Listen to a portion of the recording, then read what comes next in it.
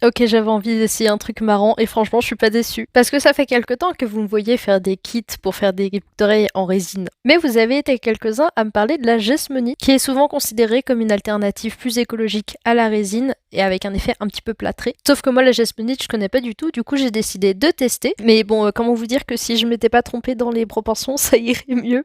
En fait, je me suis ratée une première fois en mettant trop de poudre et puis après j'ai rajouté trop de liquide, mais je me suis dit c'est pas grave. Finalement, un petit problème de proportion, ça devrait pas changer grand-chose. Et comme avec mes bêtises, j'en avais fait trop, j'ai testé les pigments et un petit peu de paillettes dans le fond pour voir ce que ça donnait. Et vous vous souvenez quand je vous avais dit que c'était pas grave les problèmes de proportion? Et ben en fait, j'ai découvert que c'était super important parce que mes pampilles étaient toutes cassantes. Du coup, rebelote, j'ai refait une fournée, mais avec les bonnes proportions cette fois-ci. Et pour autant, vu que je connaissais pas du tout, je m'attendais pas à grand-chose, mais je suis trop fan de la texture en fait. Après, j'avais quand même un petit doute sur la solidité, du coup, je me suis amusée à en casser et à en lancer à travers la pièce.